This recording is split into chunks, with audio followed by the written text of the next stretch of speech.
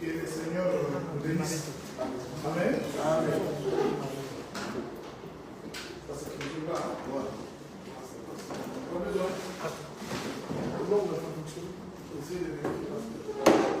Bon, nous allons très vite prendre notre texte de base, Marc chapitre 2. Marc chapitre 2.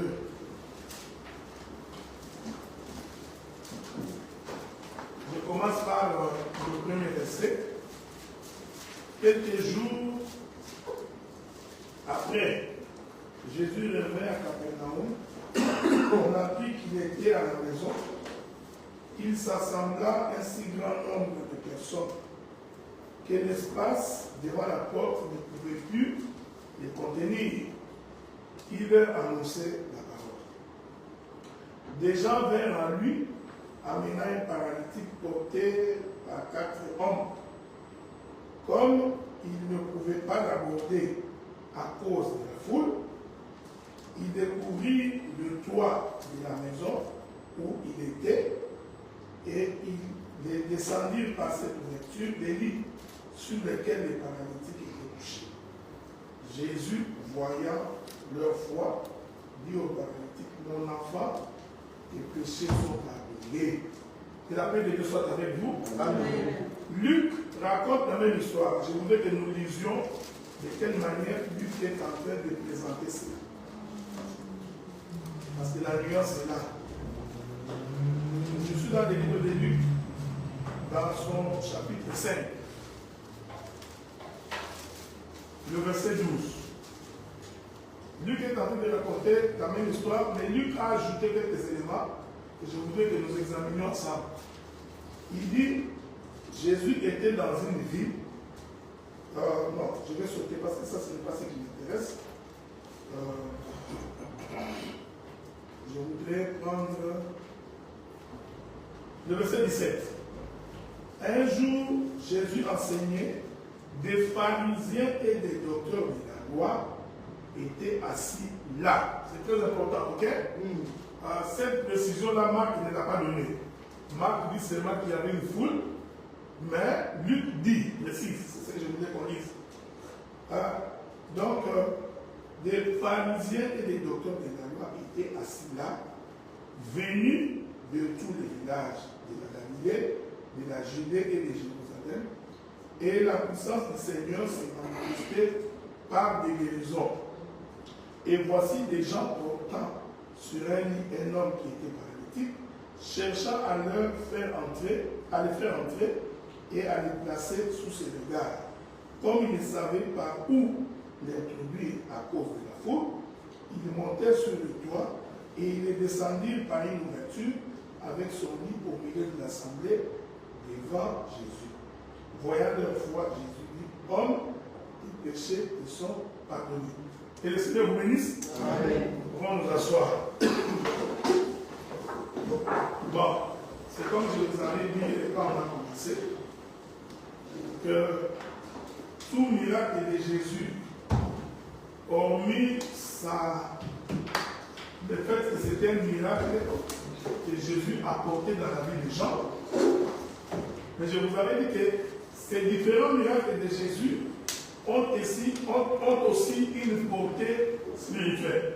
C'est-à-dire que dans chaque miracle de Jésus, il y a un enseignement. Donc on ne peut pas seulement vous prêcher que Jésus guérit, Jésus sauve, Jésus apporte la solution. On ne peut pas seulement dire ça, ce qui est vrai. Mais il faut aussi que vous ayez la connaissance pourquoi ces miracles ont été repris dans la Bible.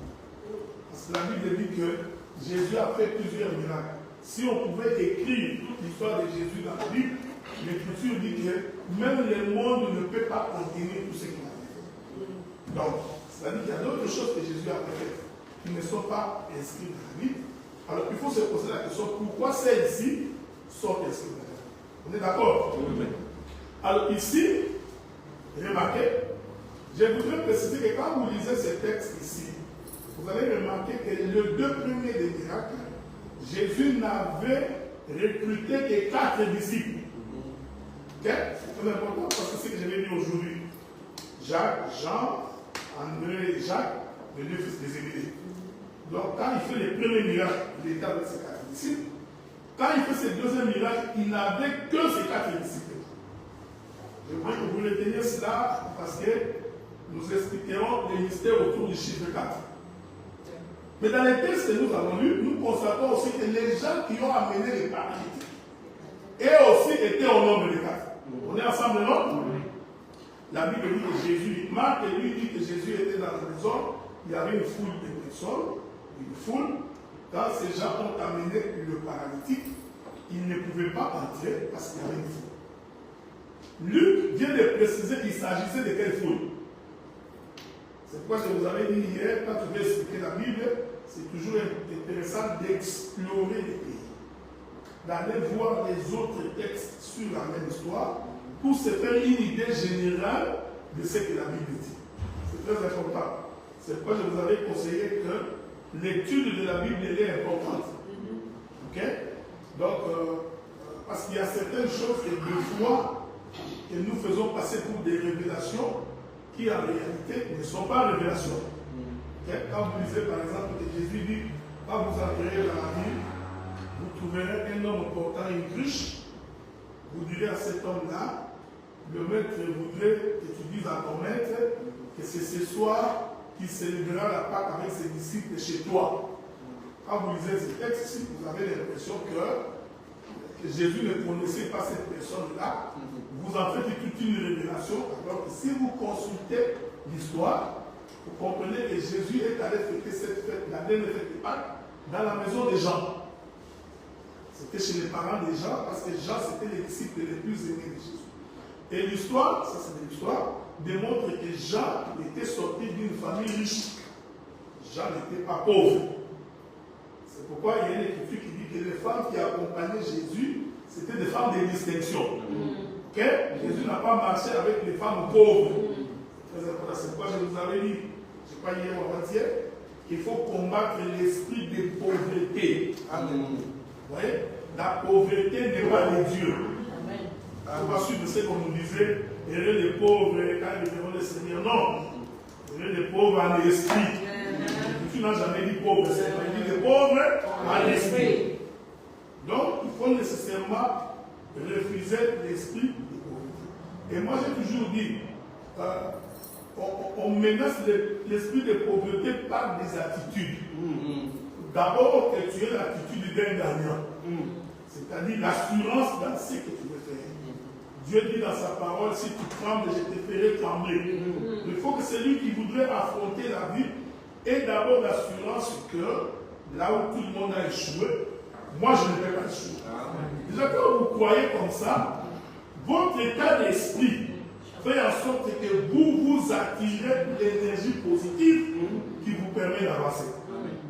Quelqu'un dira, oh, non, ça c'est pas la parole. Oui, c'est la parole.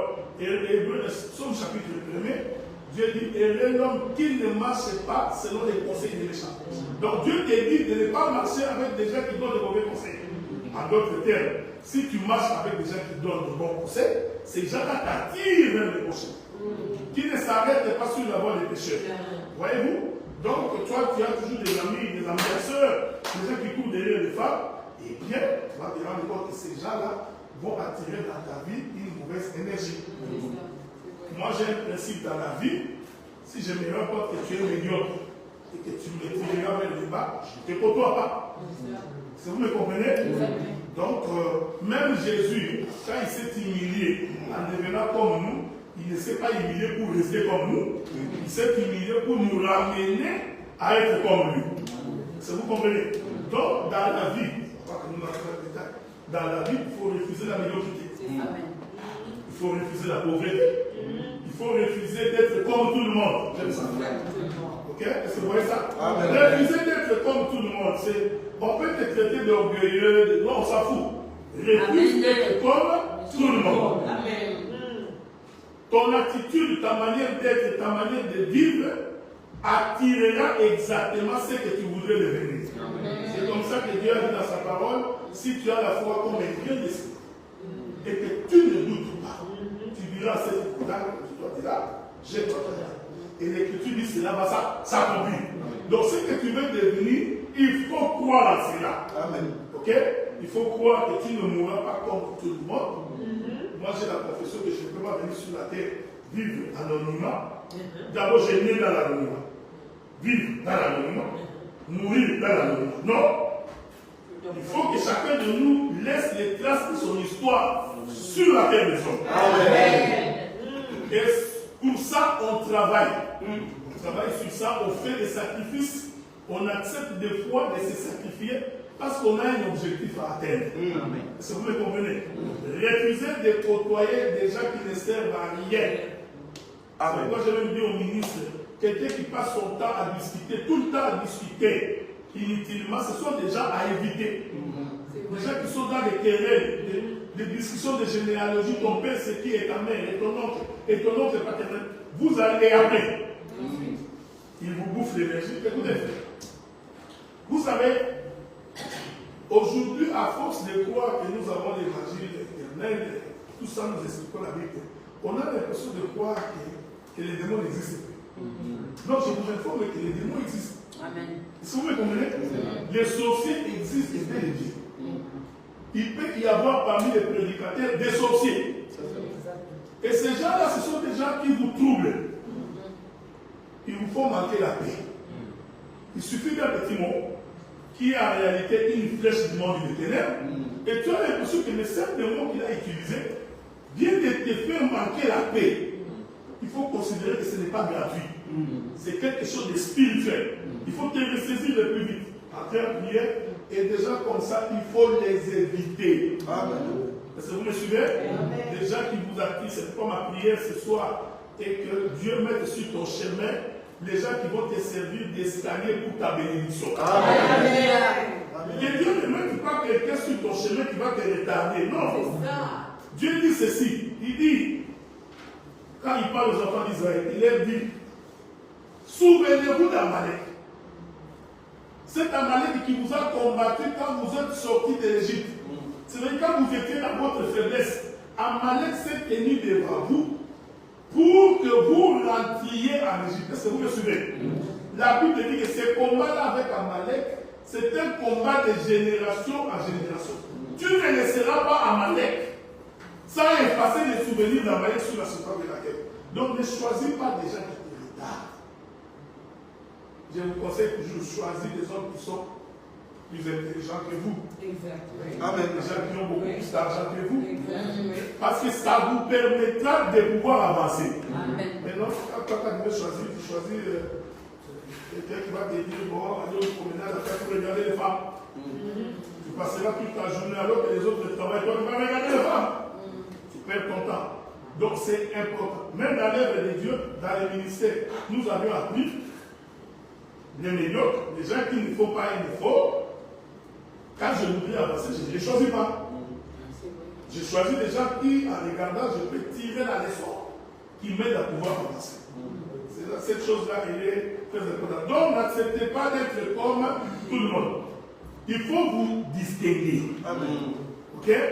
Shadrach, Meshach, Abednego, Daniel, tout en étant à Babylone, on pouvait dire aujourd'hui, et Dieu chez les Babyloniens, c'est les dieux de Daniel, Meshach, Shadrach et Abednego. Parce qu'ils se sont distingués.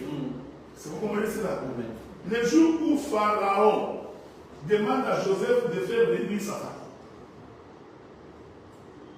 Joseph dit à Pharaon, à ses frères, il dit, si le Pharaon vous demande où voudrez-vous être logé, dites au Pharaon, nous habiterons Goshen. Parce que Goshen est sur le montagne. Est-ce que vous le suivez? Il dit, nous habiterons Goshen. C'est-à-dire, Joseph a démontré à ses frères que quand vous venez, ne vous mélangez pas.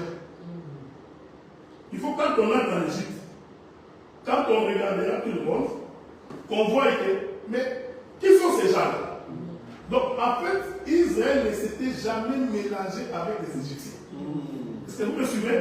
C'est pourquoi c'était plus facile pour Dieu. Quand il a frappé l'Égypte des ténèbres, c'était facile que Goshen soit éclairé, toute l'Égypte dans les ténèbres. Mais si tu étais israélite et que tu te retrouvais dans le territoire des Égyptiens, tu serais dans les ténèbres. Donc, distinguez-vous. Ça, je suis vraiment dans la connaissance et dans la doctrine.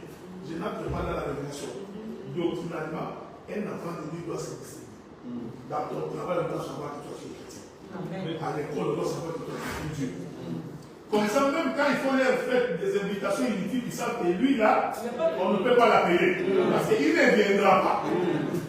Vous voyez? Pourquoi on vous invite à leur faire? Parce que vous êtes quand même. Quand on insulte, toi tu insultes. Quand on se bagarre, toi tu te bagarres. Quand on vole, toi tu voles. Alors c'est normal. Ils trouvent qu'il est comme nous. Mais s'ils savent que. Ah, pas lui. Donc même quand ils sont en train de critiquer, dès que toi tu as besoin d'arrêter. On va venir vous dire que critiquer là c'est mauvais. Il faut que l'enfant de Dieu se distingue partout où il est. Est-ce que vous comprenez ça? Ce n'est pas les gens déjà, bon, lui il prie, tout le monde sait qu'il prie, il entre dans l'avion. Comme il est dans l'avion, on ne le voit pas. Il commence à commander des bouteilles de vin. Boire une bouteille, 2 bouteilles, 3 bouteilles, 4 bouteilles. 6 bouteilles, il devient ivre. Ça devient déjà débauche. Est-ce que vous me suivez? Ça devient immoral. Donc, on est enfant de Dieu, que l'on soit à l'église.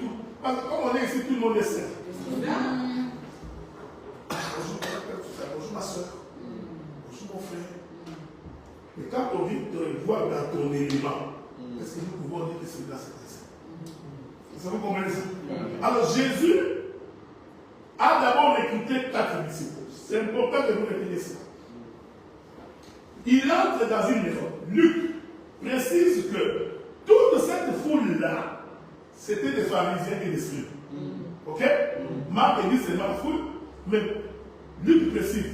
Il dit que c'était des pharisiens, des docteurs, des scribes qui sont venus de tous les villages. Ces gens-là remplissaient la maison, là où se trouvaient.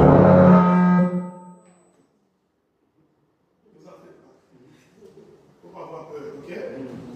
Donc, ces gens se sont retrouvés dans la maison, dans laquelle maison les pharisiens, les scribes étaient remplis. Est-ce que vous me suivez? Or, les pharisiens et les scribes, ce n'étaient pas des païens.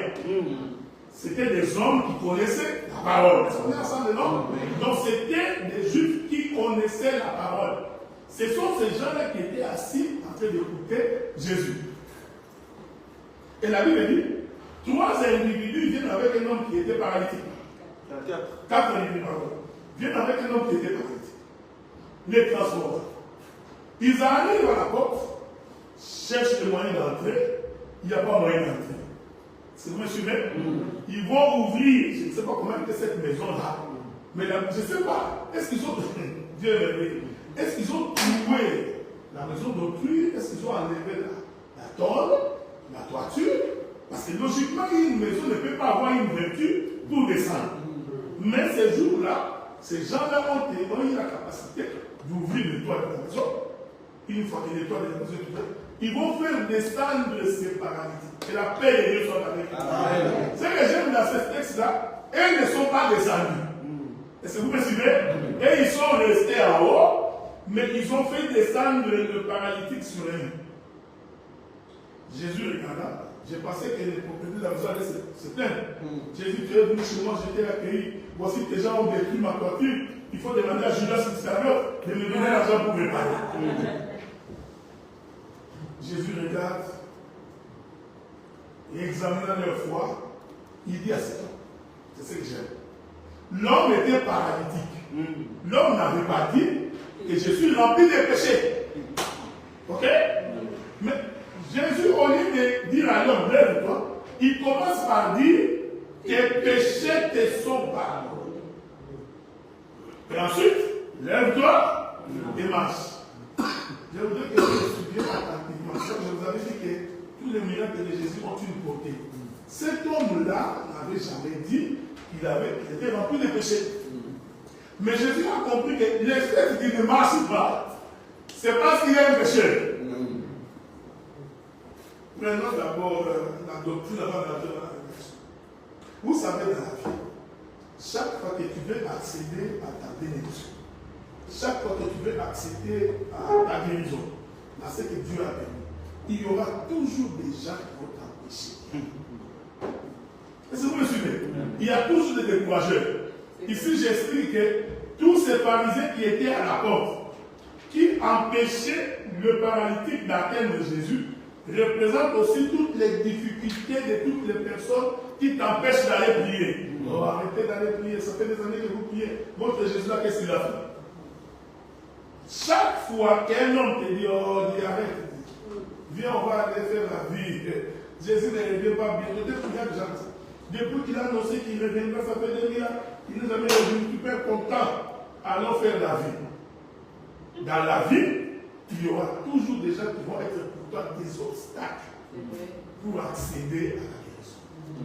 Pour accéder. Tu vois, tu as une maladie incurable, le médecin t'a dit c'est fini, cette maladie-là, il n'y a pas de guérison. Tu en parles à quelqu'un, il te dit, ah, oui, ma tante aussi. Avec la même maladie. C'est difficile. Il n'a pas vécu longtemps. Tu vois, ce sont des gens qui te font douter de ce que. Ah, quoi, la France. Avoir les papiers. Nous, ça fait 25 ans. Ça fait 25 ans, mon frère, que j'attends ici. Macron est mauvais. Quand tu viens d'arriver, qui t'a dit que tu vas avoir les papiers? Est-ce que vous me suivez? Non.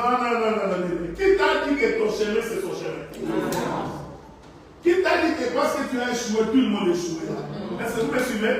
Non, celui qui a Dieu ne marche pas comme tout le monde. Amen. Quand tout le monde a peur, celui qui a Dieu ne peut pas avoir peur. Je voudrais dire à quelqu'un que les obstacles, là où les autres ont échoué, ne veut pas dire forcément que tu vas échouer. Qui t'a dit parce que tu as fait 25 ans sans papier? Moi, j'ai fait 25. Non! Est-ce que vous me suivez? Celui qui a Dieu fait, ne jamais écouter des gens qui découragent. Quoi? Le travail. C'est difficile. Avec la crise économique, pour trouver du travail, automatiquement tu es découragé, tu ne cherches pas. J'explique, ce sont tous ces hommes-là qui étaient à la porte, qui empêchaient ces paralytiques d'être guéris. Je reste d'abord là parce que quand je vais monter dans la révélation, vous puissiez comprendre. Donc, celui qui a l'assurance de Dieu, écoutez frère, les gens qui ont apporté les paralytiques ont vu l'obstacle. Ok? Ils étaient ingénieux. Quelle réflexion? Ils se sont dit, bon, puisque nous ne pouvons pas entrer, il faut que nous trouvions une solution pour entrer. Frère, devant toute difficulté, c'est lui qui a Dieu. Alléluia. Pour toujours une solution. Alléluia. La maladie n'est pas une fatalité. Est-ce que vous me suivez? L'échec n'est pas une fatalité. La capacité de l'homme, c'est de se poser la question.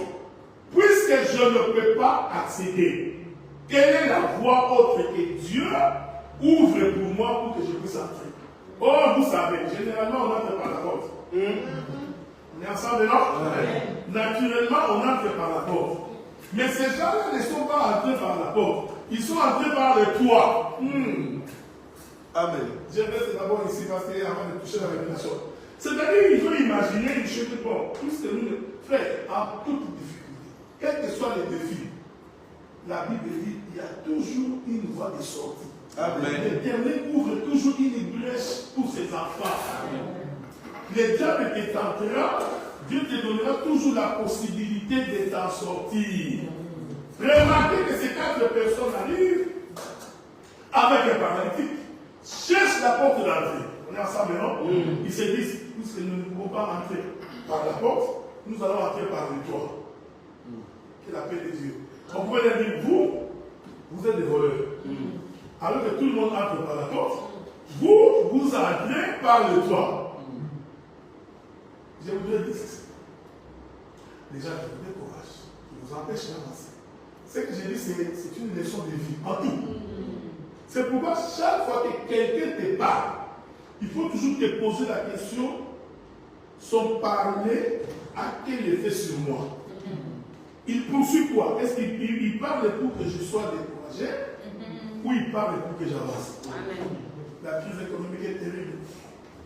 Ces jours-ci pour accorder des visas avec des histoires qu'on tue les gens par tous les terrorismes, les Schengen ne donnent pas les visas. Ne savez pas.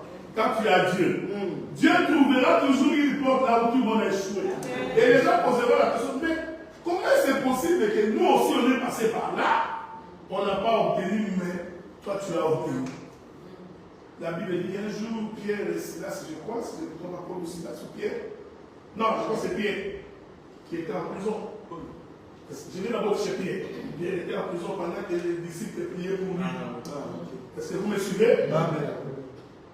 Pendant qu'ils priaient, Dieu a fait sortir Pierre. Est-ce que vous me comprenez? Dieu a ouvert toutes les portes. Pierre s'est posé la question. Est-ce que c'est une vision ou c'est une réalité? Quelqu'un a pris par la main, les portes s'ouvrent, tout, il se retrouve dehors. Dieu est capable là où on a mis les livres. Il n'y a pas de sortie. Dieu peut ouvrir une porte pour toi. Amen. La question, c'est croire. Amen. Est-ce que vous me suivez? Ce que tu crois va arriver si tu le crois forcément. Amen. Moi, j'ai toujours la foi que l'évangile que nous avons va être écouté de beaucoup de personnes. Amen. Et moi, j'ai toujours prié, j'ai dit Dieu, ça prend juste un milliardaire. Ça nous prend un milliardaire à faire. Juste un milliardaire qui croit à l'évangile pour sécurité. Il va acheter la télévision, il va acheter la radio, et nous viendrons, tout le monde écoutera. Est-ce que vous me suivez? Mais aujourd'hui, Dieu est tellement bon. Il nous a donné les réseaux sociaux. Les réseaux sociaux, tu peux parler ici, là. Quelqu'un à Katakoko va t'écouter. Mais il y a des gens qui trouvent que les réseaux sociaux, c'est là pour mettre leurs photos. Nous n'avons pas la même vision. Non. Hein? Donc, j'étais en train de regarder les réseaux sociaux aujourd'hui.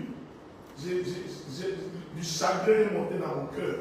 Je me suis dit, je voudrais comprendre comment des sœurs, surtout vous, les femmes, comment les sœurs mettent les chansons de Dieu, mais ils montrent leur belé.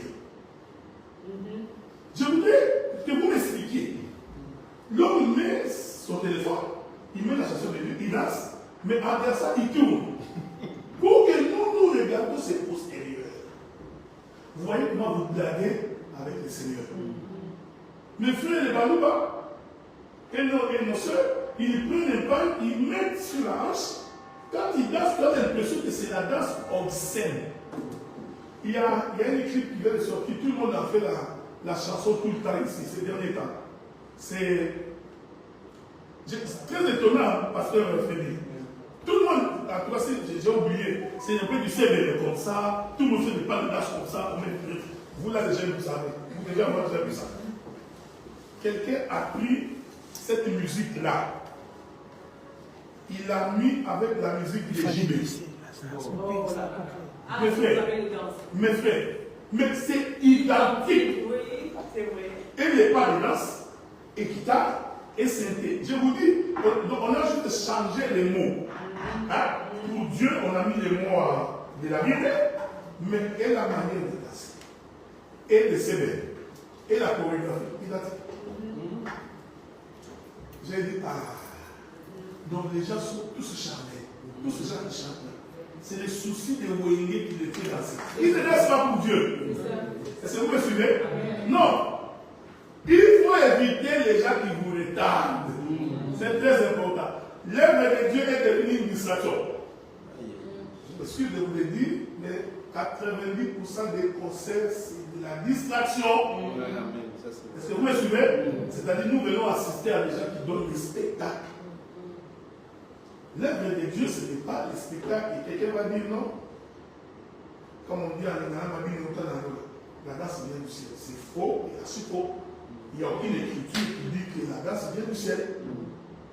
La Bible dit que c'est dans les cieux que nous louerons Dieu indéfiniment. La louange n'est pas seulement danser.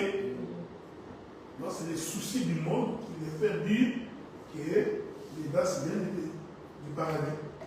Bon, voilà, entre nous. Donc, les danses viennent du paradis. Cela veut dire quoi? Nous allons récupérer. J'ai entendu quelqu'un comme ça. Nous récupérons ce que le diable nous a donné. Ah mon Dieu. Donc le diable est entré au ciel. Aucun âge ne l'a vu. Dieu ne l'a pas vu. Il entre. Il vole la grâce. Il sort avec. Il donne à ses disciples les païens. Maintenant, nous les chrétiens, nous venons récupérer. Vous voyez, ça c'est un raisonnement humain. C'est vraiment un raisonnement. Frère, tout ça, c'est ce que j'ai fait charmer. Vous me voyez? Honnêtement, là, c'est vraiment entre nous, on va continuer à parler. Moi, je crois que même quand on danse pour Dieu, celui qui est de l'esprit peut saisir que cette manière de danser ici, l'homme ne danse pas vraiment pour Dieu, il danse pour faire plaisir à sa chair. On peut distinguer ça quand on a l'esprit de Dieu. Quand on a Dieu, les obstacles, on peut les surmonter. Quelles que soient les difficultés. Vous voyez? Donc, ces gens-là qui ont empêché Jésus. Ouais, c'est bien quand on a l'impression que c'est gratuit. Non, ça parle de beaucoup de choses. Ces gens-là qui ont empêché Jésus, cet homme-là, d'entrer, constituent également toutes les difficultés que tu peux avoir. Et je précise qu'il s'agissait de 4 personnes qui ont amené cette personne.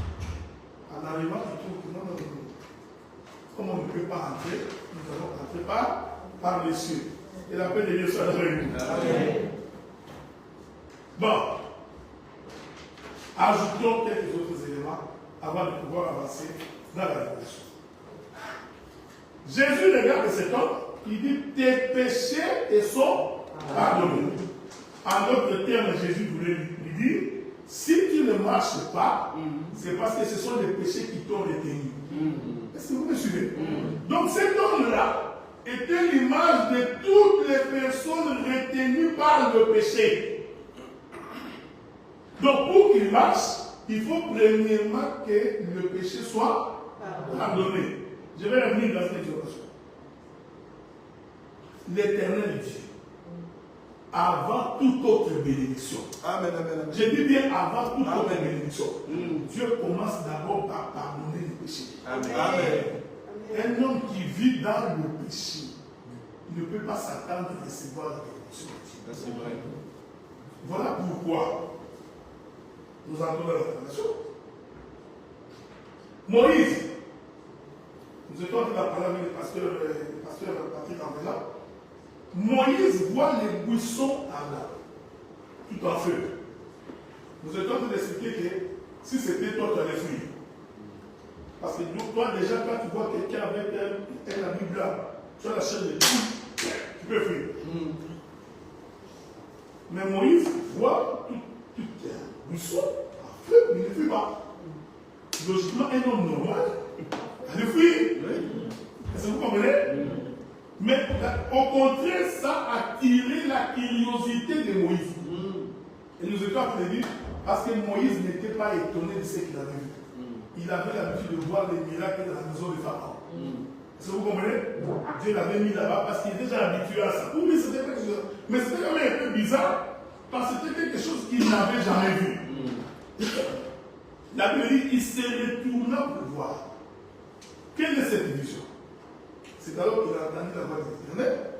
Il lui dit, moi l'Éternel, je suis. Est-ce qu'on est ensemble maintenant? Dieu précise. J'ai entendu les cris qui font pousser les oppresseurs à mes enfants. C'est pourquoi je suis descendu. J'attire votre attention parce que ce que je vais dire va être difficile pour beaucoup pour saisir le pourquoi des 4 individus qui ont amené ces paralytiques. Dieu avait dit à Abraham que ta postérité sera en Égypte. On est ensemble, non? Moi, Dieu, je descendrai. Dieu a précisé quand est-ce qu'il viendra. Amen. Il a dit, je viendrai à la 4e génération. On est ensemble, non? Dieu évoque que tu vois le peuple là qui est en esclavagisme. Pour le porter, il faut que celui qui vient soit le fils de la 4e génération. Amen. En d'autres termes, quand Dieu est descendu dans un buisson ardent, est-ce que vous me suivez? C'était l'homme du chiffre 4. Amen. Est-ce que vous me suivez? Je vais ajouter notre élément pour nous faire comprendre. On dit à Jésus, Lazare est malade. Lazare, Jésus, au lieu d'aller, il ne va pas. Il se promène à gauche et à droite. L'Écriture dit, quand il se présente devant la porte de Lazare, la sœur de Lazare lui dit, quand il demande où est-ce qu'on l'a mis, écoutez la réponse de la sœur de Lazare. Maître, ça fait 4 jours. Donc Jésus s'est présenté dans la tombe de Lazare le 4e jour. Est-ce que vous me suivez? C'est important. C'est important. C'est très important. C'est-à-dire que le chiffre 4, c'est le chiffre qui apporte la délivrance. Amen. Est-ce que vous me suivez? Mais la délivrance de qui? D'un paralytique. Mais qui est le paralytique? C'est celui qui a péché. Donc nous comprenons que le paralytique qu'on avait porté par les 4 hommes représentaient le véritable soleil qui est le Seigneur Jésus-Christ. Est-ce que vous me suivez? Je me répète. Laissez-moi répéter ça. Un jour. Je répète, mais je le répète autrement. Un jour, Pierre était en train de prier. Est-ce que vous me suivez? Pendant que Pierre prie, il voit une vision. Dans sa vision, Pierre voit une nappe tenue de 4 points. Amen. On est ensemble là? Voilà. Tenue de 4 points. Il voit la nappe tenue de 4 points, mais à l'intérieur de la nappe, les animaux impurs. Ok? Je vous avais dit, le paralytique est un pécheur. Amen. Parce que Dieu a dit, tes péchés te sont pardonnés. Donc le paralytique est un homme impur. Amen. Pierre a vu ça dans une nappe, dans la maison. Mais la nappe, vous me faites déjà entrer dans la matière, mais la nappe descendait des cieux. Amen. Vous comprenez pourquoi les 4 individus devaient monter au toit. Alléluia. Pour que celui qui descend comme une nappe qui descend des cieux. Amen. Est-ce que vous me suivez? Amen. Pierre voit une nappe qui contient des animaux impurs. Dieu lui dit, mange. Il lui répond, Dieu, rien d'impur n'est entré dans ma bouche. Il disait à Dieu, ce qu'il y a dans la nappe là, c'est impur. Est-ce que vous me suivez? Bon, les paralytiques étaient impurs. C'est quelqu'un qui avait les péchés. Il avait les deux sortes avec nous. J'espère que vous allez répondre autrement. Voilà, merci. C'est pourquoi la Bible dit, Dieu parle tantôt d'une manière, tantôt d'une autre. Donc, quand on explique la Bible, frère, je n'avais pas besoin de répéter seulement le même texte. Parce que déjà, tu avais des difficultés à comprendre. Mais j'utilise un autre texte qui te permet maintenant de comprendre. Est-ce que vous me suivez? Je vais revenir là-bas parce que j'ai des choses à dire là-bas que j'ai laissé en suspens. Pierre dit, dans ma bouche, rien d'impur n'est entré. On est ensemble maintenant? Jésus dit à Pierre. Non, Dieu dit à Pierre, c'est que moi, j'ai déclaré. Pur, en d'autres termes, c'est que moi, à qui j'ai pardonné le péché, alléluia. Toi, tu ne peux pas dire que c'est un pécheur. Si vous me suivez, laisse-moi faire une exhortation. Quand Dieu te justifie, alléluia, tu t'en fous de ce que les autres disent. Vous me voyez faire. Et personne ne dise que toi tu es un païen, tu vas aller en enfer. Non. Quand Dieu t'a justifié, que les hommes disent que tu es un pécheur, tu t'en fous, parce que celui qui t'a justifié, il est juste. Alléluia. Est-ce que vous me voyez? Le brigand qui est entré au ciel, qui était sur la croix avec Jésus, auprès de qui Jésus avait dit que ce soir, tu seras avec moi au paradis. Si tu demandes aux gens qui étaient sur la terre, est-ce que cet homme-là ira au ciel? Ils vont te dire jamais. C'est là, c'est un brigand. Il volait ici, non? Mais cet homme est entré au ciel. Pourquoi? Il s'en fout des témoignages des autres. Moi, j'ai appris dans l'œuvre de Dieu. On s'en fout des témoignages des hommes.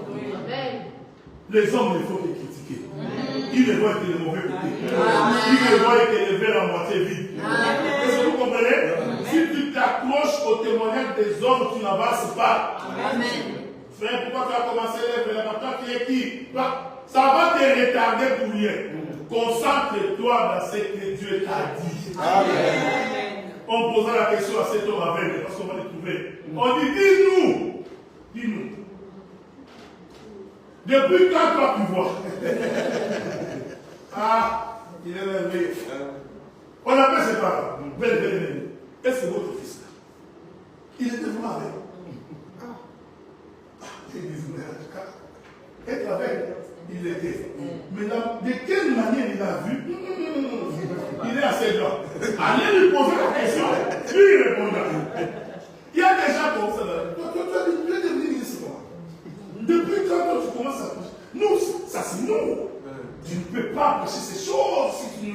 côtoyer.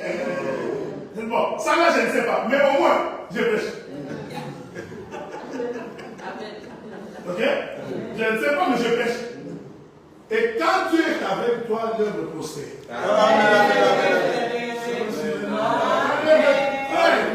Écoutez ce que Jésus a dit.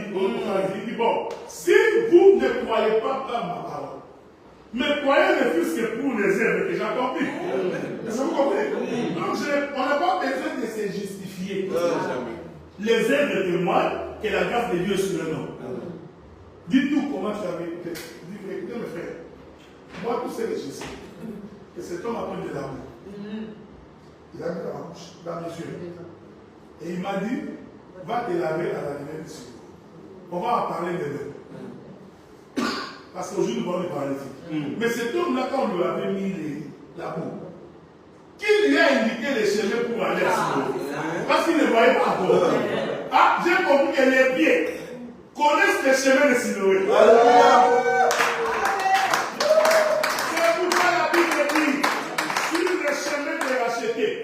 Même un insensé ne peut pas se perdre.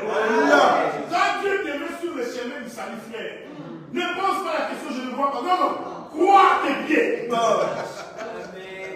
Il conduira tes pieds jusqu'à destination, frère. Dieu ne peut pas t'abandonner, c'est ce que vous voyez. Donc, dit, en tout cas, moi, je suis allé, je me suis lavé, et j'ai vu. Je glorifie Dieu. Non, le courage était terrible. Je viens là-bas pour insister, je vais expliquer dans la révélation, pourquoi il y avait des docteurs, des scribes, des pharisiens qui remplissaient la maison. Ok?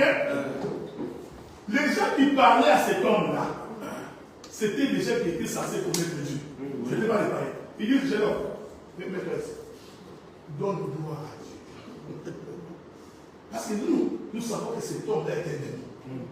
Il dit, ah bon, ok. Donc, pour vous, c'est un homme. Ça, c'est votre affaire. Qu'il soit des morts, qu'il ne le soit pas. Mais moi, tout ce que je sais, il m'a mis la boue, il m'a dit, va, et j'ai vu. Il dit, toi qui es né dans les péchés, grandi dans les péchés, est-ce qu'on est ensemble? Mais non, mais tu es aveugle. On va y revenir. Toi, né dans les péchés, tu veux nous enseigner? Oui. Quand quelqu'un rencontre Dieu, il parle de Dieu. Alléluia. C'est pourquoi moi, dans l'assemblée, j'ai toujours été contre les gens qui ferment la bouche aux sœurs. Amen. Non, nous refusons quand nous nous assemblons que la sœur nous prêche. Ça, la Bible interdit. Mais en dehors de ces cadres ici, vous devez parler de Jésus. Dans vos réunions à la maison, dans vos réunions au bureau. Est-ce que vous me suivez? Même s'il y a beaucoup d'hommes au bureau, ce n'est pas une assemblée de saints où nous sommes réunis. Parlez de Jésus. La sœur ne peut pas être une figurante dans un culte. La plupart de nos sœurs sont des figurantes. Ils ne viennent que pour écouter. Non.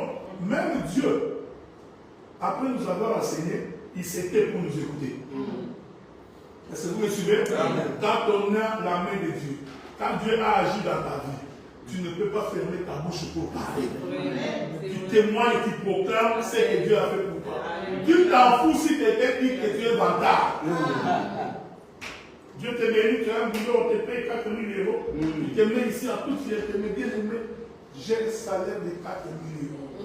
Nous allons acclamer le Seigneur. Tu t'en fous si quelqu'un va dire, ah, lui aussi exagère. Ce n'est pas son faute. Tu peux s'en foutre, toi tu t'en fous. Dieu t'a béni, Dieu t'a béni. Il y a toujours des gens comme ça dans l'église. On n'a pas vu qu'il a changé de chaussures.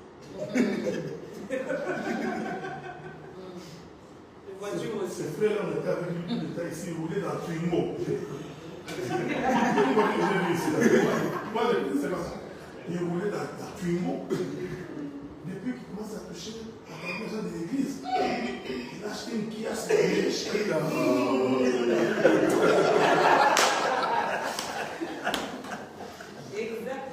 Des gens comme ça, il y en aura toujours. Vous me comprenez? Nous étions avec lui tout le temps. Qu'est-ce qu'il prêche de si extraordinaire? Pourquoi son église s'est remplie toujours? Comme il va régulièrement au Congo, là, c'est ce qu'il est en train d'aller voir les féticheurs. Parce que les gens pensent que servir Dieu, c'est la médiocrité. Vous me suivez? Donc dès que tu prospères, pour un homme qui n'a pas connu Dieu, il pense que Dieu ne peut pas élever quelqu'un. Non! Dieu élève les gens. Et vous me suivez? Dieu a élevé Daniel, Meshach, Shadrach et Abednego. Joseph a été élevé. Pourquoi vous croyez que nous devons seulement être comme tout le monde? Non. Tu sais Dieu, dans la crainte de Dieu, en toute honnêteté, en toute sincérité, moi j'ai la foi que Dieu va t'élever. Amen. Vous comprenez ça? Amen. Mais les jaloux ne marquent pas. Pourquoi c'est toujours le pasteur Freddy qui va aux États-Unis? Mais ce n'est pas de sa faute si tes pères ne sont pas vendus.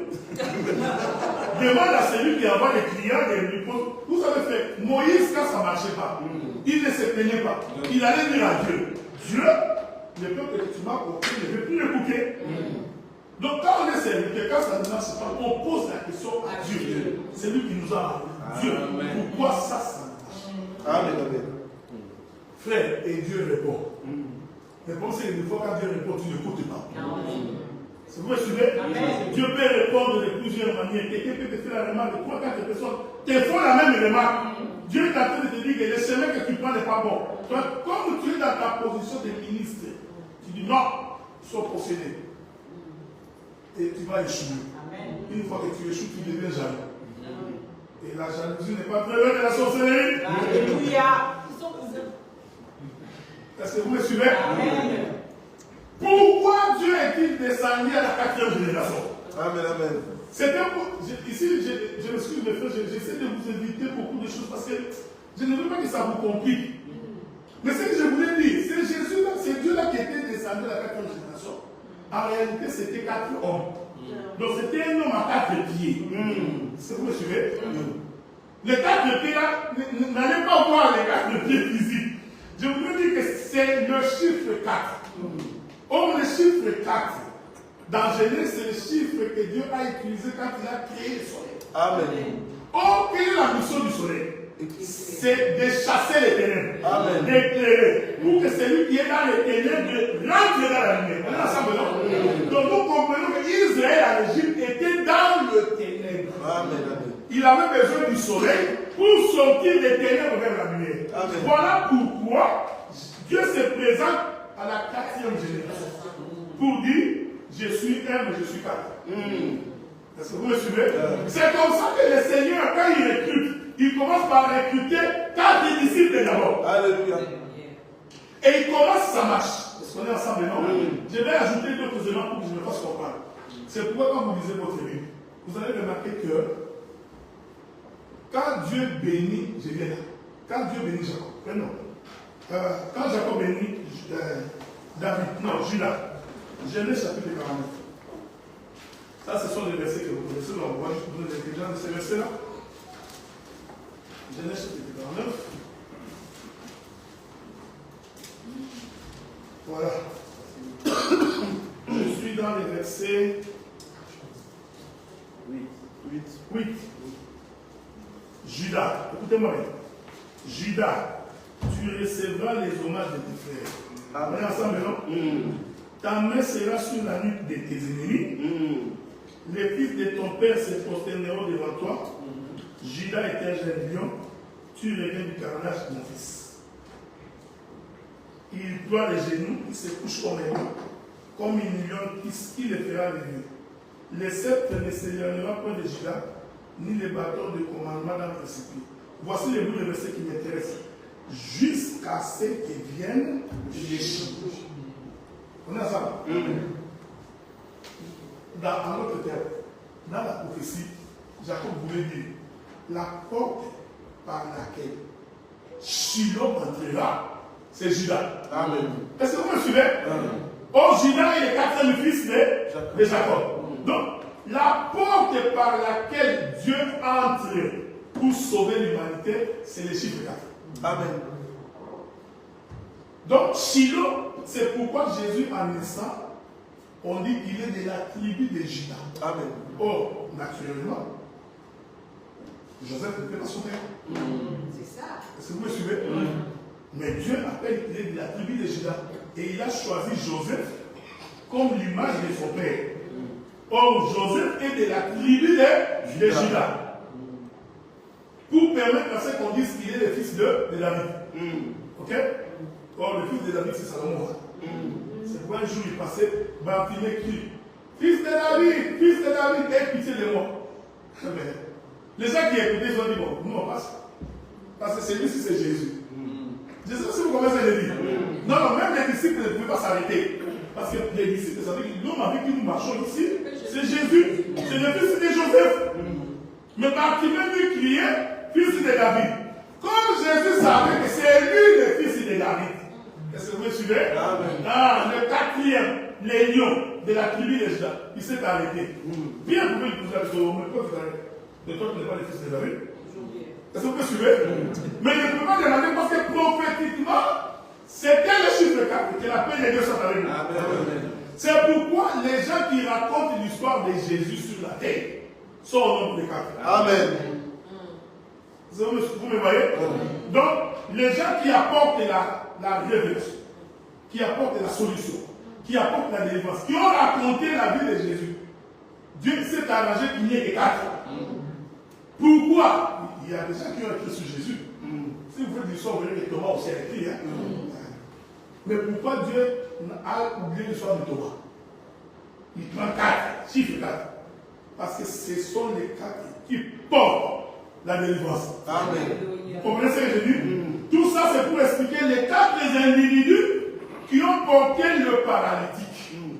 C'est-à-dire, ce sont eux qui ont apporté le paralytique, qui l'ont délivré pour être sauvés. Alors, maintenant, quand Dieu dit ce que j'ai dit, ce que j'ai déclaré pur, tu ne peux pas déclarer pur. Du coup, la vision se termine. Quand la vision se termine, on toque à la porte. Corneille nous a envoyé.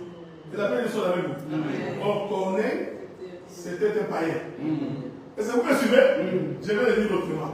Donc, Corneille était un paralytique. Parce que je vous ai dit, le paralytique, ce n'est pas celui qui n'a pas seulement les pieds physiques.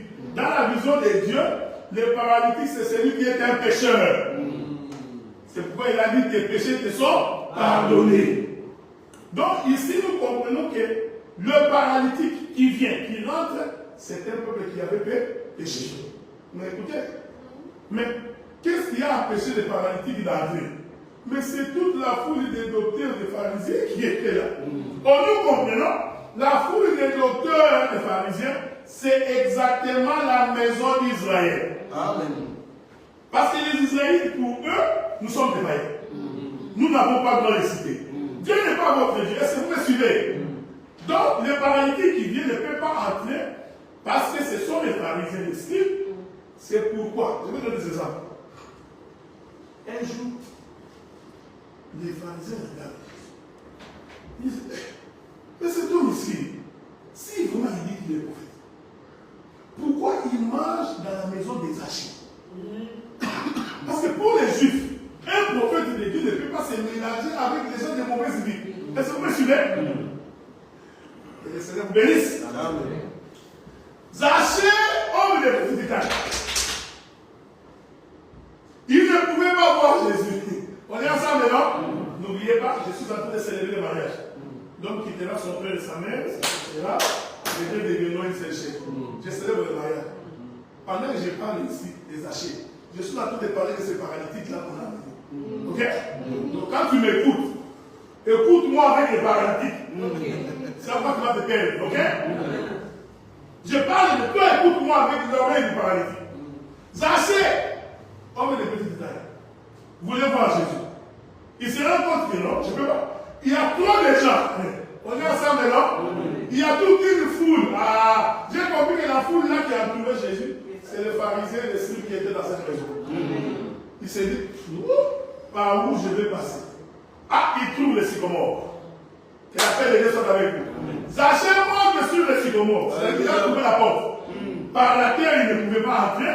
Il faut qu'il monte en haut. Est-ce que vous comprenez? Nous comprenons que là où Zachée est allé se mettre, c'est ça l'ouverture du toit de la maison. C'est Jésus regarde, il dit, oh Zachée, descends. Est-ce que vous comprenez?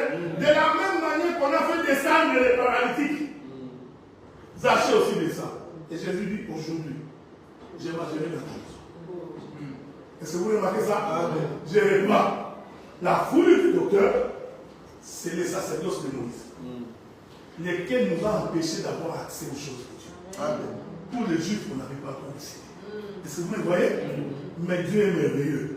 Parce qu'il avait ouvert un trou, une porte dans les cieux. Est-ce que vous comprenez ce que j'ai dit? Pour permettre à ceux qui n'avaient pas droit d'entrer, qui trouvent l'opportunité d'entrer. Nous avons cru à cet évangile par le ciel. Amen. Est-ce que vous me suivez? Je vais ajouter. Abraham sort. Abraham sort. Il vient dehors.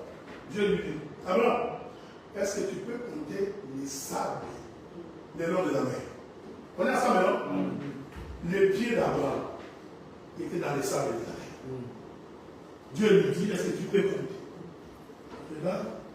Il dit, je ne peux pas. Dieu lui dit, telle sera ta postérité. Les sables étaient où? Avec Abraham. On est ensemble, non? Ensemble, donc dans les pieds d'Abraham. Nous disons que ces sables-là, c'est l'ensemble de toute la foule d'esprits des pharisiens qui étaient avec Jésus. Ensuite, il lui dit, maintenant lève les yeux, regarde là-haut. Est-ce que vous me suivez? N'oubliez pas, mon frère, ayez dans l'esprit des paralytiques qu'on a porté pour entrer dans le ciel. Ok? Maintenant, il lui dit, regarde là-haut. Au cas où il regardait là-haut, il a regardé quoi? Il a regardé l'ouverture qui s'ouvre pour qu'un autre peuple puisse entrer. Amen. Dieu lui dit, ouvre, regarde. Et puis il pose la question, est-ce que tu peux compter les étoiles du ciel? Il dit non. Il dit, telle aussi sera ta postérité. Donc dans Abraham, il y avait la postérité terrestre, qui est la maison d'Israël, mais il y avait la postérité céleste. Mais cette postérité, c'est en haut. Il doit descendre. Est-ce que vous me suivez? C'est pourquoi le frère Paul dit, nous qui n'avions pas le droit de citer en Israël, la mort de Jésus a fait en sorte que nous qui étions loin, nous sommes rapprochés. Est-ce que vous me suivez? Nous qui n'avions pas le droit de citer, nous sommes devenus enfants de Dieu à cause de la mort de Jésus. Donc vous comprenez que les pharisiens qui empêchaient les paralytiques d'entrer, en réalité ces pharisiens-là représentaient la maison d'Israël. Mais Dieu a ouvert une porte pour nous. Je vais ajouter beaucoup d'éléments parce que je voudrais vraiment que vous compreniez ça très bien. Un jour, Israël combattait, je crois que c'était contre Amalek, si j'avais trop pas. Pendant le combat était très difficile. Est-ce qu'on est ensemble? Non, je crois que c'est Amalek, je me souviens après. Le combat était tellement difficile qu'Israël se rend compte que ça ne peut pas marcher. Alors Josué regarde le soleil. Est-ce que vous me suivez? Il regarde le soleil, il se rend compte que le soleil est en train de marcher. Écoutez-moi bien. On est ensemble maintenant? Il regarde que le soleil marche. Il se dit, si le soleil se couche, nous allons perdre. Ok? La Bible dit maintenant, Josué dit au soleil, arrête-toi. On est ensemble maintenant? J'aime la question de la Bible. Josué a précisé l'endroit où le soleil devait s'arrêter. Amen. Il dit, soleil, arrête-toi sur Gabaon. Or, Gabaon, c'est le peuple étranger. Amen. Est-ce que vous me suivez? Cela veut dire que le soleil qui continue sa marche, ces jours-là, le soleil s'est arrêté. Pour que le peuple de Gabaon soit éclairé. Est-ce que vous me suivez? Je voudrais dire ceci. Les Gabaonites, c'est nous qui n'avions pas le droit de citer. Amen. Mais si le soleil ne s'était pas arrêté, nous n'avions pas été éclairés. Or, le soleil qui s'arrête ici, nous disons c'est justement l'ouverture du toit. Alléluia. Est-ce que vous me suivez? Quand l'ouverture du toit est constatée, le soleil vient de s'arrêter. Quand le soleil s'arrête, Jésus ne va pas dîner avec les pharisiens. Quand les paralytiques est descendu, vous les pharisiens, attendez. Est-ce que vous me voyez? En d'autres termes, il vient de tourner les dos à la maison d'Israël. Il est dit, vous, laissez à côté, laissez-moi parler avec ces peuples. Donc les paralytiques étaient tout un peuple. Maintenant, il dit ceci. Tes péchés te sont pardonnés. En d'autres termes, tu étais un homme pécheur. Vous avez vu, la première chose que Dieu a faite, c'est d'abord de pardonner les péchés. C'est pourquoi moi j'ai toujours cru, et je crois, le Saint-Esprit avec moi, que la prédication et l'enseignement doit amener le peuple à la sanctification. Amen. Une prédication qui n'amène pas le peuple à la sanctification n'est pas de Dieu. Beaucoup de prédications sont devenues comme des écoles. Hein? Tu rentres comme ça, c'est seulement l'école. Dieu, c'est l'hippopotame, c'est le crocodile, c'est l'Autriche. L'homme sort avec beaucoup de connaissances, mais la vie n'a pas changé. Vous savez pourquoi? Parce que dans toutes ces prédications, on n'est pas allé chercher la partie de la sanctification. Tu ne peux pas prêcher le crocodile sans y toucher la partie où Dieu transforme. Pour que l'homme comprenne qu'après, quand nous parlons, Dieu trouvait quelqu'un qui prie. Oh, très cher hippopotame. Oui. Non. Après t'avoir expliqué l'hippopotame, nous t'avions dit exactement qu'est-ce qui vient après. Tu fais une prière en parabole. Alors qu'on est au temps de la grâce, Dieu a tout expliqué. Il y a des gens qui prient en parabole. Hein? Le crocodile, le grand crocodile, nous te disons merci d'Autriche. Oh, lève les moyens. Non, c'est une prière en parabole. L'aigle a été expliqué. Jésus a dit tout ce que vous demanderez à mon nom. Priez au nom de Jésus. Non, toi tu pries au nom de l'aigle. Oh, les grands aigles. Il y a des gens qui pensent qu'ils vont séduire Dieu avec les Français. Il y a des gens quand ils prient, tu sais que c'est dans la cité. C'est un macroniste qui fait. L'éternel va tout ça. Il n'y a pas de Dieu qui soit contre. Oh, merveilleux. Qu'est-ce qu'on a fait de tout ça? Tu changes les tons. Quand il parle français, il ne parle pas comme ça. Pourquoi dans la prière, les Français, tout d'un coup, a changé? Parce qu'il croit que dans la prière, dans les tons, il va séduire Dieu. C'est comme j'ai toujours été étonné de beaucoup de prédicateurs. Toi, tu sais parler sur lui. Pourquoi tu veux prêcher en français? Oui, c'est ça. Parce que tu souffres d'un complexe. Amen. Tu crois que quand tu prêches en français, tu deviens un grand prédicateur. Non.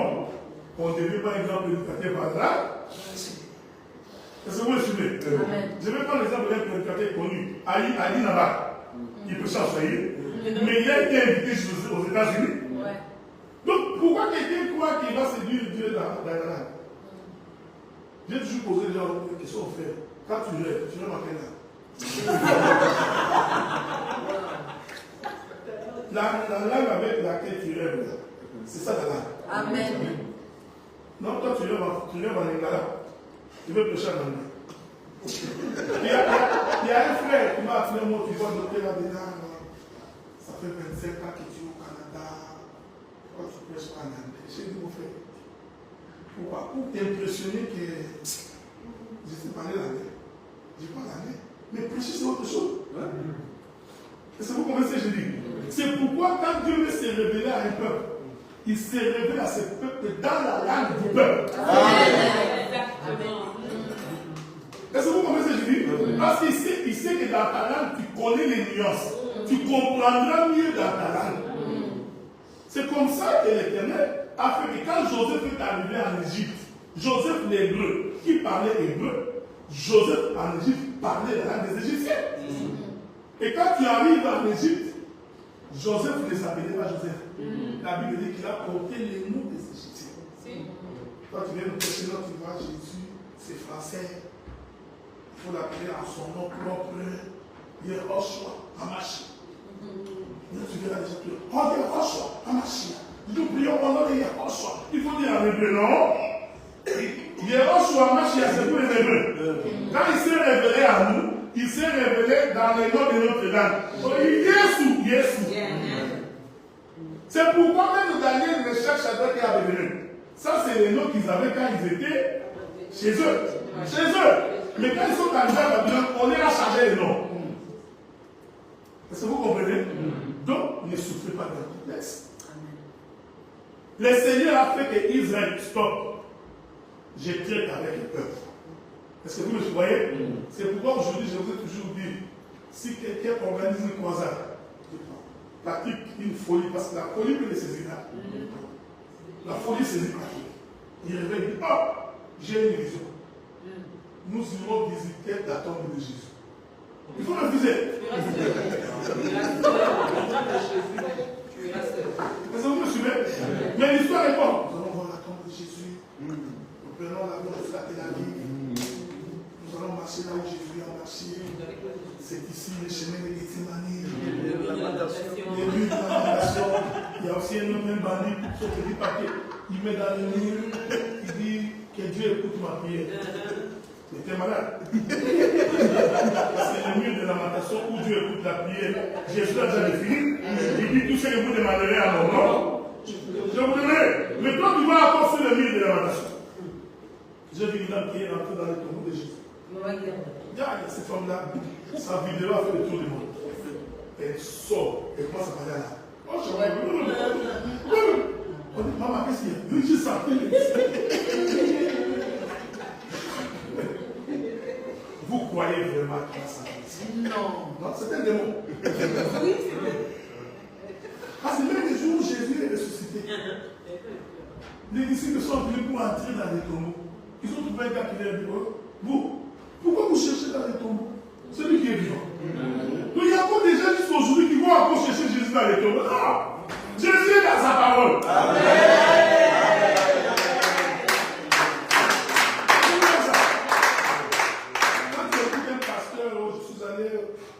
En Israël, j'ai amené des bouteilles d'eau du Jourdain, un démon. Démon! Il est en train de les envoûter. De vous envoûter. C'est pas depuis que tu as mis de l'eau là, tout rien ne marche. Est-ce que vous me suivez? Amen. Nous allons conclure bientôt. Regardez! Quand il dit tes péchés te sont pardonnés, il voulait expliquer que c'est paralytique qui dit c'était un homme qui avait péché contre Dieu. Ok? Maintenant, celui à qui Dieu a pardonné des péchés doit marcher. Amen. Je vais l'expliquer autrement. Le péché péra stationnaire. Ça t'empêche d'avancer. Le péché fait peut te bloquer. Il y a certaines histoires qui arrivent dans la vie des hommes à cause du péché. Nous avons trouvé des frères et des soeurs lui pour pardonner sa tante. Cette tante-là, moi avec lui, jusqu'au cimetière. Il lui fixe le rendez-vous au cimetière. Je ne parlerai pas avec elle. Ce qu'elle m'a fait là, jusqu'à ce que Jésus reviendra. Tu vois, tu viens toi-même de te bloquer. C'est pourquoi tu n'avances pas. Vous savez, moi j'ai pris l'habitude de. Quand tu haïs quelqu'un, à votre avis, qui souffre le plus? Est-ce que c'est lui ou c'est toi? Mais c'est toi. Dès que tu le vois, tu es en colère. Donc, tu feras l'hypertension à cause de la colère. Est-ce que vous comprenez ce que je dis? Mais la personne que tu haïs, il n'est même pas là, il s'en fout. Donc, en réalité, c'est toi-même qui t'es mis dans une prison. Est-ce que vous comprenez? Quand Dieu pardonne, il faut qu'il y ait la libération. Je répète ça. C'est pourquoi Dieu avait la capacité de renverser Pharaon en Égypte. Vous savez, non? Quand quelqu'un appelle le vent pour séparer les eaux, il faut juste envoyer le vent, toute l'armée de Pharaon est éclaboussée. Révolution, Moïse prend le pouvoir. Si c'était toi, nous allons prendre le pouvoir. Dieu, renversera Pharaon, je vais devenir président. Non! Dieu en avait la capacité. Mais le problème de Dieu, c'est que Dieu n'opère pas comme ça. Un peuple en esclavagisme doit d'abord être pardonné du péché. Or, pardonner du péché, c'est une délivrance. Oui. Est-ce que vous comprenez? Le vrai pardon est une délivrance. C'est pourquoi j'ai toujours dit ceci. Quand Dieu pardonne, il s'ensuit une délivrance. Dieu ne peut pas te pardonner et te laisser en prison. Est-ce que vous comprenez? Tu étais impudique. Si Dieu te pardonne du péché de l'impudicité, il doit t'en donner la capacité de sortir de la prison de l'impudicité. Mais si tu ne sors pas, c'est que tu es encore lié. Dans ces cas-là, il faut une prière de défense. Voilà pourquoi il dit à cet homme, premièrement, tes péchés te sont pardonnés.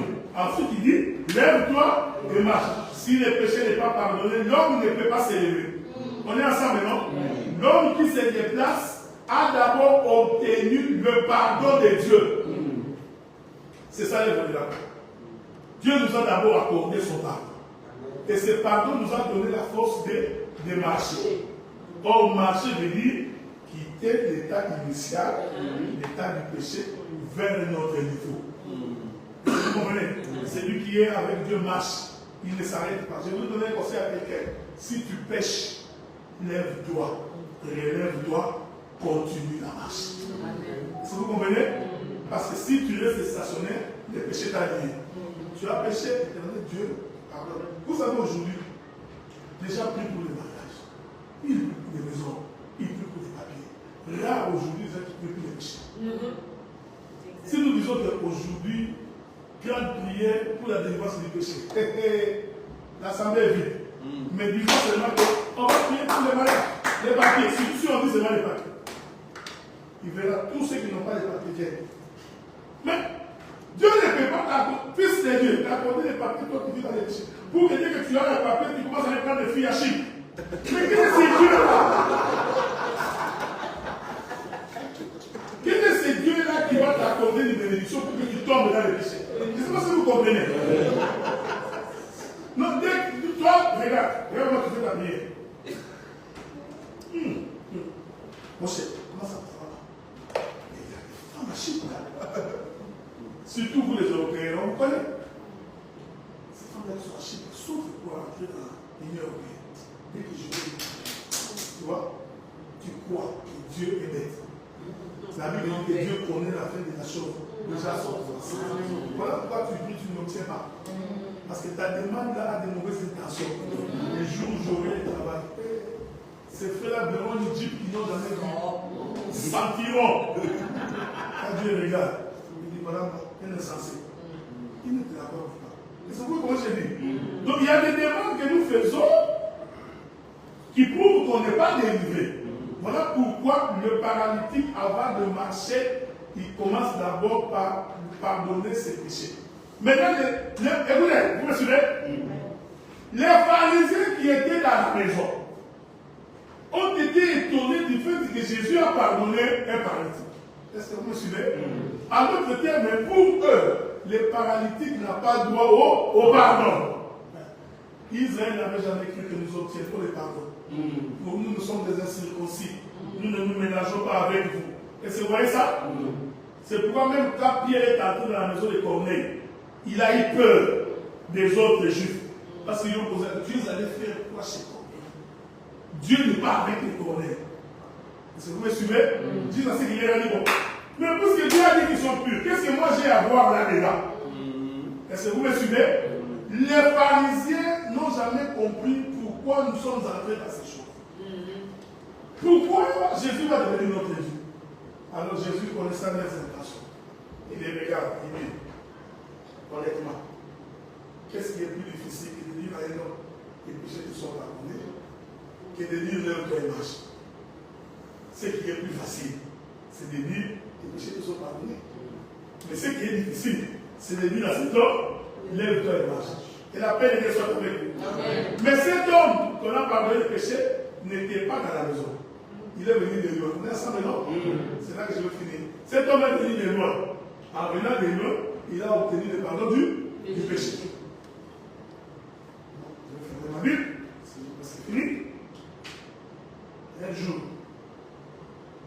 Salomon dit à Dieu, Dieu, j'ai un problème avec toi parce que toi, tu es un garçon qui te promène partout. Moi, Salomon, je vais te construire une maison. Je vais vous écouter, hein? Je vais te construire. N'oublie pas. Ma soeur, pendant que je parle ici, les paralytiques portaient pas 4 minutes. C'est ce que je suis en train de dire ici. Il dit, toi, tu es en train de te promener partout. Moi, Dieu, je vais te construire une maison. Salomon, il dit à Dieu, je vais te construire une maison. Il appelle les bois des Liban, tout ça, les bois des Santa, tous les bois. Il construit la maison. Les temples. Vous êtes d'accord, hein? Il finit de construire les temples. Je veux que vous m'écoutiez attentivement. Celui qui est en train de construire les temples, c'est le fils de David. C'est un juif. On est ensemble là? Ah ouais, c'est un juif. Il finit de construire. Dieu constate que Salomon lui a construit une maison. La Bible dit, ce qui s'est répété dans le désert, s'est répété dans ces jours. l'Écriture dit la colonne qui t'a les cieux, on a ça maintenant, entra dans la maison. Je voudrais dire ceci, écoutez-moi bien. Jésus dans la maison là où il était, parce que l'Écriture ne nous dit pas que c'était la maison de qui. Hein? L'Écriture dit qu'il était dans une maison, mais dans la maison il était avec les Juifs, les pharisiens. Donc, la colonne descend, rentre dans la maison. Je voudrais dire ceci. Cette colonne-là qui est rentrée dans la maison, c'est Jésus qui rentre dans la maison. Ah, vous me suivez? Une fois qu'il est entré, il répond à Salomon. Il dit Salomon, j'ai exaucé ta prière. Comme tu m'as construit une maison, j'habiterai dans cette maison et j'y habiterai éternellement. Donc, pendant que Salomon était devant la maison, qui était dans la maison? Dieu. On est à sa maison. C'est ici que nous expliquons que Jésus-Christ est Dieu. Dans ce texte ici, ce n'est pas Jésus qui était dans la maison. C'était Dieu. Il est descendu, il est entré. Il a. Maintenant, Salomon prie. Pendant que Salomon prie, Salomon est entouré des Juifs. Est-ce que vous me suivez? Salomon est entouré du peuple d'Israël. Ces jours-là, c'était Dieu avec son peuple. Salomon prie. Il dit, éternel Dieu, ton peuple, s'il est en difficulté, qui vient prier dans cette maison, Dieu des cieux exauce. S'il a des malades, est-ce que vous me suivez? C'est le discours de Jésus avec les pharisiens. Est-ce que vous me suivez? Ton peuple est exaucé. Là, tout le monde, tout Israël voyait, Dieu est dans la maison. Il cause, il finit. J'avais pensé que Salomon allait finir. Or, Salomon, comme un prophète, il avait vu 4 individus qui vont porter un paralytique, qui vont l'amener à cette maison. Est-ce que vous me suivez? Écoutez maintenant ce que Salomon dit. Il dit, Dieu, si l'étranger, qui n'est pas de ton peuple, entend la renommée de cette maison, et quelle est cette maison qui a une renommée? Est-ce que vous me suivez? Et que l'étranger vienne à ces lieux. Que la paix de Dieu soit avec vous. Quand Salomon dit ça, il a vu le paralytique. Donc, lui qui était l'étranger, qui ne faisait pas partie de ce peuple, il a vu cet étranger venir. Il dit lorsque l'étranger entendra la renommée et qu'il viendrait en ces lieux. Ô éternel Dieu, même lorsqu'il aura péché, que tu pardonnes ses péchés. Amen.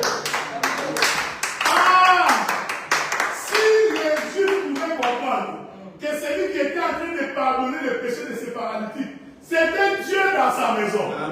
Parce qu'eux-mêmes ont dit, qui peut pardonner les péchés si ce n'est pas Dieu? Donc ils ont confirmé que puisque cet homme ici pardonne les péchés, c'est que c'était Dieu. Et que la paix de Dieu soit avec vous. Il n'a pas pardonné les péchés des pharisiens, ni les péchés des scribes. Il a péché, il a pardonné les péchés de celui qui est venu au loin. Laisse-moi te dire ce soir, toi qui étais au loin, combien de péchés, de malédictions, de difficultés, quand tu viens dans la présence du Seigneur, Dieu pardonne tes péchés.